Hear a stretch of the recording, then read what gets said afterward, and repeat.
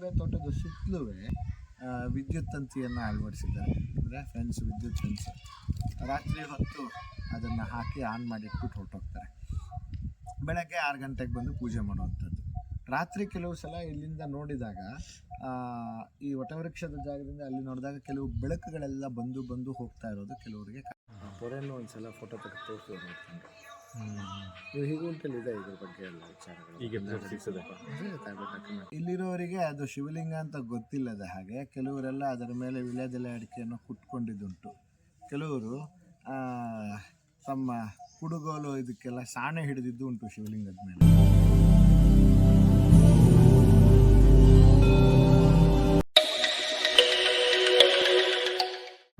ಎಲ್ಲರಿಗೂ ನಮಸ್ತೆ. ಸ್ವತಂತ್ರ ಯೂಟ್ಯೂಬ್ ಚಾನಲ್ಗೆ ಸ್ವಾಗತ. ಬೆಂಗಳೂರಿನಿಂದ ಚಿಂತಾಮಣಿಗೆ ಹೋಗುವ ರಸ್ತೆಯಲ್ಲಿ ಬೆಂಗಳೂರಿನಿಂದ ಸುಮಾರು 53 ಕಿಲೋಮೀಟರ್ ದೂರದಲ್ಲಿ ಇರುವಂತಹ ಒಂದು ಅದ್ಭುತವಾದ ಶಿವಲಿಂಗದ ಬಗ್ಗೆ ನಾವು ಈ ವಿಡಿಯೋನಲ್ಲಿ ತಿಳ್ಕೊಳ್ಳೋಣ. ಈ ಶಿವಲಿಂಗವನ್ನು ತಪಸ್ವಿ ಲಿಂಗೇಶ್ವರ ಎಂದು ಕರೆಯಲಾಗಿದ್ದು, ಇದು ಉರುಟ ಅಗ್ರಹಾರ ಅನ್ನುವಂತಹ ಒಂದು ಸ್ಥಳದಲ್ಲಿದೆ. ಈ ಶಿವಲಿಂಗಕ್ಕೆ ಅದರದ್ದೇ ಆದ ಹಿನ್ನೆಲೆ ಇದ್ದು, ಇಲ್ಲಿ ಬಹಳ ಜನ ಮಹಾತ್ಮರು ಜ್ಯೋತಿ ರೂಪದಲ್ಲಿ ಬಂದು ಹೋಗುತ್ತಾರೆ ಎಂಬ ನಂಬಿಕೆ ಇದೆ. ಈ ಶಿವಲಿಂಗದ ಹತ್ತಿರದಲ್ಲೇ ಇರುವ ಇನ್ನೊಂದು ಸ್ಥಳ ಪಂಚವಟಿ.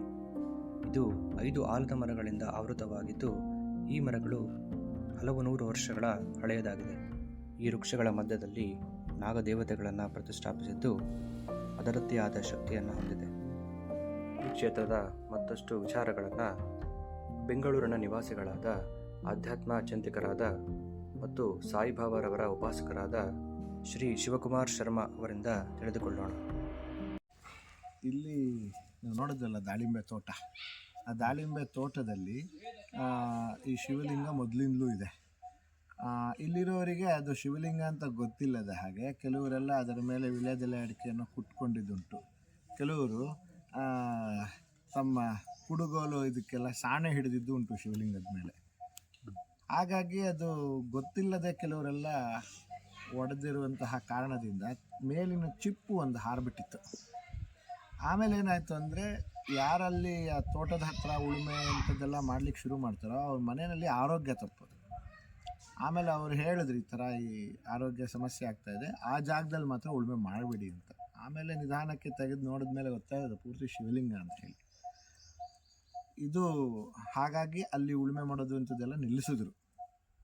ಇಲ್ಲಿ ಅಮ್ಮನವರೇ ಪರಮೇಶ್ವರನ ಮೇಲೆ ಬೇವಿನ ಮರವಾಗಿ ನೆರಳು ಕೊಡ್ತಾ ಇದ್ದಾಳೆ. ಆಗ 5 ಅಡಿ ಸರ್ಪ ಇದ್ದ ಹಾಗೆ ಕಾಣುತ್ತೆ. ಮಳೆ ಬಂದ್ರೂ ಅದ್ರ ಕೊಂಬೆ ಮೇಲೆ ನೀರು ಬಿದ್ದು ಅದು ತಲೆ ಮೇಲೆ ನೀಟಾಗಿ ಒಂದೊಂದೇ ತಟ್ಟು ಬೀಳುತ್ತೆ. ಮತ್ತು ಇನ್ನೊಂದು ವಿಶೇಷ ಅಂದರೆ, ಇಲ್ಲಿ ಒಂದು 12 ಅಡಿದು ಒಂದು ಸರ್ಪ ಇದೆ. ಕೆಲವರೆಲ್ಲ ನಿಧಿ ಆಸೆಗಾಗಿ ಇಲ್ಲಿ ಕೆಲವು ತುಚ್ಛವಾಗಿರೋ ಕೆಲಸಕ್ಕಾಗಿ ಬಂದಾಗ ಅದು ಓಡಿಸಿದೆ.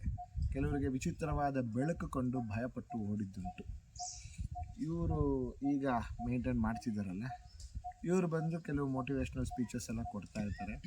ಇವರು ಪೂಜೆ ಮಾಡಲಿಕ್ಕೆ ಶುರು ಮಾಡಿದ್ರು. ಪೂಜೆ ಮಾಡಲಿಕ್ಕೆ ಶುರು ಮಾಡಿದ್ಮೇಲೆ ಕೆಲವು ಅನುಭವಗಳೆಲ್ಲ ಆಗಿದೆ ಅವರಿಗೆ. ಇಡೀ ದಾಳಿಂಬೆ ತೋಟದ ಸುತ್ತಲೂ ವಿದ್ಯುತ್ ತಂತಿಯನ್ನು ಅಳವಡಿಸಿದ್ದಾರೆ. ಅಂದರೆ ಫೆನ್ಸ್, ವಿದ್ಯುತ್ ಫೆನ್ಸ್. ರಾತ್ರಿ ಹೊತ್ತು ಅದನ್ನು ಹಾಕಿ ಆನ್ ಮಾಡಿಟ್ಬಿಟ್ಟು ಹೊರಟೋಗ್ತಾರೆ. ಬೆಳಗ್ಗೆ 6 ಗಂಟೆಗೆ ಬಂದು ಪೂಜೆ ಮಾಡುವಂಥದ್ದು. ರಾತ್ರಿ ಕೆಲವು ಸಲ ಇಲ್ಲಿಂದ ನೋಡಿದಾಗ ಈ ವಟವೃಕ್ಷದ ಜಾಗದಿಂದ ಅಲ್ಲಿ ನೋಡಿದಾಗ ಕೆಲವು ಬೆಳಕುಗಳೆಲ್ಲ ಬಂದು ಹೋಗ್ತಾ ಇರೋದು ಕೆಲವರಿಗೆ ಕಾಣಿಸುತ್ತೆ. ಅದು ಪುಣ್ಯ ಮಾಡಿದವರಿಗೆ ಅಂತ ಹೇಳ್ತಾರೆ. ನನಗೆ ತಿಳಿದ ಹಾಗೆ ಋಷಿ ಪ್ರತಿಷ್ಠೆ ಆಗಿರುವಂತಹ ಜಾಗದಲ್ಲಿ ಕೆಲವರು ಮಹಾತ್ಮರೆಲ್ಲ ಬಂದು ಈ ರೀತಿ ಪೂಜೆ ಮಾಡ್ಕೊಂಡು ಹೋಗುವಂಥದ್ದು ಒಂದು ಕ್ರಮ ಉಂಟು. ಮತ್ತು ಒಂದು ದಿವಸ ಬೆಳಗ್ಗೆ 6 ಗಂಟೆ ಹಾಗೆ ಅವರು ಇಲ್ಲಿಗೆ ಬಂದಾಗ ಕೆಲವರು ಜಟಾಧಾರಿಗಳು, ವಿಭೂತಿಯನ್ನು ಮೈತುಂಬ ಬಳಿದುಕೊಂಡಿರ್ತಕ್ಕಂಥ ಕೆಲವು ಜಟಾಧಾರಿಗಳು ಬಂದು ಒಂದು ಅಲ್ಲಿ ಕೂತಿದ್ರಂತೆ. ಅವರಿಗೆ ಏನು ಡೌಟ್ ಅಂದರೆ, ಈ ವಿದ್ಯುತ್ ತಂತಿ ದಾಟಿ ಒಳಗಡೆ ಇವ್ರು ಹೇಗೆ ಬಂದರು ಅಂತ. ಇವ್ರೊಳಗೆ ಬಂದು ಮಾತಾಡ್ಸಿದಂತೆ, ಯಾರು ನೀವು, ಎಲ್ಲಿಂದ ಬಂದಿದ್ದೀರಿ ಅಂತ. ಅವರೇನು ಮಾತಾಡಲಿಲ್ಲ, ಸುಮ್ಮನೆ ನಕ್ಕಿದ್ರಂತೆ. ಇವ್ರಿಗೆ ಕನ್ನಡ ಅರ್ಥ ಆಗಲ್ಲ ಅಂತ ಹೇಳಿ ಹಿಂದಿಲಿ ಮಾತಾಡಿದ್ದಾರೆ. ಆಗಲೂ ಏನೂ ಮಾತಾಡಿಲ್ಲ. ಆಮೇಲೆ ಒಂದು ರುದ್ರಾಕ್ಷಿ ಕೊಟ್ಟರಂತೆ ಇವ್ರಿಗೆ. ಕೊಟ್ಬಿಟ್ಟು ಎದ್ದು ನಡ್ಕೊಂಡು ಹೋದ್ರಂತೆ. ಹೋಗ್ಬೇಕಾದ್ರೆ ಇವ್ರು ಹೇಳ್ತಾರೆ, ವಹಾ ಮತ್ ಜಾವ್, ಎಲೆಕ್ಟ್ರಿಸಿಟಿ ಪಾಸ್ ಕಿಯಾ ಹುವಾ ಹೈ, ವಹಾ ಮತ್ ಜಾವ್ ಅಂತ ಹೇಳಿದ್ರಂತೆ. ಆದರೂ ಅವ್ರು ನಕ್ಕೊಂಡು ಅವ್ರ ಪಾಡಾಗಿ ಅದನ್ನು ದಾಟಿ ಆ ವೈರನ್ ಪಕ್ಕದಲ್ಲಿ ಎತ್ತಿಟ್ಬಿಟ್ಟು ಹೋಗ್ತಾ ಇದ್ದಾರಂತೆ. ಅಂದರೆ ಒಂದು ನಿಜ, ಈ ಕ್ಷೇತ್ರ ಭಾರಿ ಹಳೆಯದು, ಶಕ್ತಿಯುತವಾದದ್ದು ಅಂತ. ಇವರೊಮ್ಮೆ ಇವ್ರ ಸ್ನೇಹಿತರೊಂದಿಗೆ ಕೋಡಿ ಮಠಕ್ಕೆ ಹೋಗಿದ್ದರಂತೆ ಈ ಕ್ಷೇತ್ರದ ಬಗ್ಗೆ ತಿಳ್ಕೊಳ್ಳಿಕ್ಕೆ. ಇವರ ಒಂದು ಟರ್ನ್ ಬಂದಾಗ ಒಳಗೆ ಹೋಗಿದ ತಕ್ಷಣ ಕೋಡಿಮಠದ ಸ್ವಾಮಿಗಳು, ನೀನೇನಪ್ಪ ಪರಮೇಶ್ವರನ ಕ್ಷೇತ್ರದಿಂದ ಬಂದಿದ್ಯಲ್ಲ, ಅದ್ರ ಬಗ್ಗೆ ಏನು ಕೇಳ್ತೀಯ? ಅದು ಋಷಿ ಪ್ರತಿಷ್ಠೆ, 1000 ವರ್ಷಕ್ಕೂ ಹಳೆಯ ಶಿವಲಿಂಗ. ಅದು ಅಲ್ಲಿ ಸುತ್ತಲೂ ಒಂದು ವಟವೃಕ್ಷ ಪಂಚವಟಿ ಇರಬೇಕಲ್ವಾ ಅಂತ ಎಲ್ಲ ಈ ಜಾಗದ ಬಗ್ಗೆ ಎಲ್ಲ ಅವರೇ ಹೇಳಿದ್ದಾರೆ. ಹಾಗಾಗಿ ಇದು ಭಾರಿ ಶಕ್ತಿಯುತವಾಗಿರುವಂತಹ ಜಾಗ. ಈ ಕ್ಷೇತ್ರ ಬಂದು ಎಲ್ಲರೂ ಬರಲಿಕ್ಕಾಗಲ್ಲ, ಎಲ್ಲರೂ ಸೇರಿಸ್ಲಿಕ್ಕೂ ಆಗಲ್ಲ. ಅನುಗ್ರಹ ಇರೋರು ಇಲ್ಲಿ ಬಂದು ಸೇವೆ ಮಾಡ್ಕೊಳ್ತಾರೆ ಅನ್ನುವಂಥ ವಿಚಾರವನ್ನು ಅವರು ಹೇಳಿ ಇವರಿಗೆ ಗೊತ್ತಾಗಿದೆ. ಈಗೀಗ ಪೌರ್ಣಮಿ ಅಮಾವಾಸ್ಯೆಗೆ ತುಂಬ ಜನ ಬರೋರು, ಹೋಗೋರು, ಕೆಲವರು ಉಳ್ಕೊಳ್ಳೋರು, ಇದೆಲ್ಲ ನಡೀತಿದೆ.